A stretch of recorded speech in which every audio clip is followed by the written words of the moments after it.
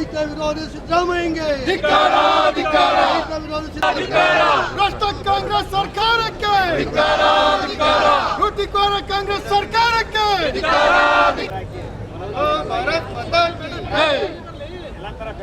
ಎಲ್ಲದರ ಬೆಲೆ ಏರಿಕೆ ಮಾಡಿ ಹಿಂದೂ ಪರ ಹೋರಾಟಕ್ಕೆ ಭಾರತ್ ಮಾತಾ ಕಿ ಭಾರತ್ ಮಾತಾ ಕಿ ಬಿಜೆಪಿ ಹೋರಾಟಕ್ಕೆ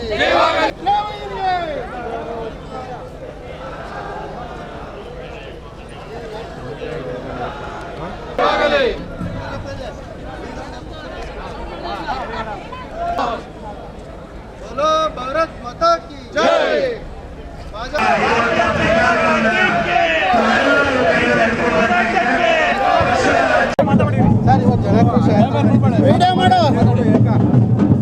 ಜನಕ್ರೋಶ ಯಾತ್ರೆ ಕಾರ್ಯಕರ್ತರು ಒಂದು ಪಾಠ ಕಲಿಸ್ಬೋದ ಸರ್ಕಾರ? ಇವತ್ತಿನಿಂದ ಜನಾಕ್ರೋಶ ಯಾತ್ರೆ ಪ್ರಾರಂಭವಾಗ್ತಾ ಇದೆ. ನಮ್ಮ ರಾಜ್ಯಾಧ್ಯಕ್ಷರಾಗಿರುವಂಥ ವಿಜೇಂದ್ರ ಅವರು, ಕೇಂದ್ರ ಸಚಿವರಾಗಿರುವಂಥ ಪ್ರಹ್ಲಾದ್ ಜೋಶಿ ಅವರು, ಸಿ ಟಿ ರವಿ ಅವರು, ಸದಾನಂದ ಗೌಡರು, ಛಲವಾದಿ ನಾರಾಯಣ ಸ್ವಾಮಿ ಅವರು ಹಾಗೂ ನಮ್ಮೆಲ್ಲ ಪ್ರಮುಖ ನಾಯಕರುಗಳು ಈ ಜನಾಕ್ರೋಶ ಯಾತ್ರೆಗೆ ಚಾಲನೆ ಕೊಡಲಿಕ್ಕೆ ಇಲ್ಲಿ ಬಂದಿದ್ದಾರೆ. ಕಳೆದ 2 ವರ್ಷಗಳಲ್ಲಿ ಸತತವಾಗಿ ಒಂದಿಲ್ಲೊಂದು ಸೇವೆಗಳ ಮೇಲೆ ಶುಲ್ಕ ಜಾಸ್ತಿ ಮಾಡ್ತಲೇ ಬಂದು ಜನರಿಂದ ಸುಲಿಗೆ ಮಾಡಿ ಗ್ಯಾರಂಟಿಗಳು ಅನ್ನೋ ನೆಪದಲ್ಲಿ ಒಂದಷ್ಟು ಮೂಗಿಗೆ ತುಪ್ಪ ಸವರುವಂಥ ಕೆಲಸವನ್ನು ಸಿದ್ದರಾಮಯ್ಯ ಸರ್ಕಾರ ಮಾಡ್ತಿರೋದ್ರ ವಿರುದ್ಧ ಜನಜಾಗೃತಿ ಮೂಡಿಸುವಂಥ ಕಾರ್ಯಕ್ರಮ ಇದಾಗಿದೆ. ಕಳೆದ 6 ತಿಂಗಳಿಂದ ಗೃಹಲಕ್ಷ್ಮಿನೇ ಬಂದಿಲ್ಲ, ಯುವ ನಿಧಿ ಪ್ರಾರಂಭನೇ ಆಗಲಿಲ್ಲ, ಅನ್ನಭಾಗ್ಯದ ಅಕ್ಕಿ ಬರಲೇ ಇಲ್ಲ.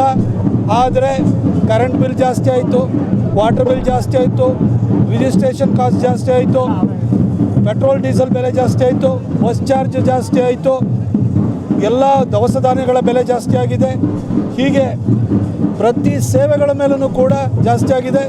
ವಿದ್ಯುತ್ ಬಿಲ್ಲು 3.5 ರೂಪಾಯಿ ಇದ್ದಿದ್ದು ಪ್ರತಿ ಯೂನಿಟ್ಗೆ ಈಗ 7.5 ರೂಪಾಯಿ ಆಗೋಗಿದೆ. ಈಗ ಮೊನ್ನೆ ಸದ್ದಿಲ್ದಲೇ ಡೆಪಾಸಿಟನ್ನು ಜಾಸ್ತಿ ಮಾಡಿದ್ದಾರೆ, ಯೂನಿಟ್ ಬೆಲೆನೂ ಜಾಸ್ತಿ ಮಾಡಿದ್ದಾರೆ. ಹೀಗೆ ಸಾಮಾನ್ಯರ ಜೀವನದ ಪ್ರತಿಯೊಂದು ಸೌಲಭ್ಯಗಳಿಗೂ ಕೂಡ ಇವತ್ತು ಬೆಲೆ ಹೆಚ್ಚಳ ಮಾಡುವ ಮುಖಾಂತರವಾಗಿ ರಾಜ್ಯ ಸರ್ಕಾರ ಜನರನ್ನು ಸುಲಿಗೆ ಮಾಡ್ತಾ ಇದೆ. ಇದ್ರ ವಿರುದ್ಧ ಇವತ್ತು ಈ ಜನಾಕ್ರೋಶ ಯಾತ್ರೆ ಪ್ರಾರಂಭವಾಗ್ತಾ ಇದೆ.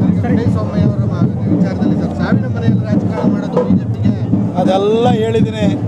ಸಾಯಿಸಿದವನು ಪೊನ್ನಣ್ಣ ಫಸ್ಟ್ ಸಾಯಿಸೋಕ್ಕೆ ಯಾಕೆ ಹೋಗಿದ್ದಂತೆ, ಯಾಕಾಗಿ FIR ಹಾಕ್ಸಿದ್ದಂತೆ. FIR ಹಾಕ್ಸಿ ಅವನ ಮೇಲೆ 107 ಕೇಸ್ ಹಾಕ್ತೀವಿ, ನಿನ್ನ ರೌಡಿ ಶೀಟ್ ಓಪನ್ ಮಾಡ್ತೀವಿ ಅಂತ ಧಮಕಿ ಯಾಕೆ ಹಾಕಿದ್ದಂತೆ.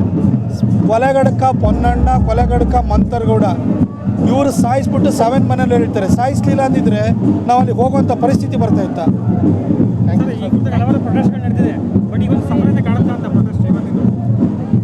ಇವತ್ತು ಪ್ರಾರಂಭ ಮೈಸೂರಿಂದ ಯಾವುದೇ ಯಾತ್ರೆಗಳನ್ನು ಕೂಡ ನಾವು ಯಾವಾಗಲೂ ಕೂಡ ಬೀದರ್ ಟು ಚಾಮರಾಜನಗರ, ಇಲ್ಲ ಅಂತಂದರೆ ಚಾಮರಾಜನಗರ ಟು ಬೀದರ್ ಮಾಡ್ತೀವಿ. ಹಾಗೆ ಮೈಸೂರು ಚಾಮರಾಜನಗರ ಸೇರಿ ಇವತ್ತು ಪ್ರಾರಂಭ ಆಗ್ತದೆ.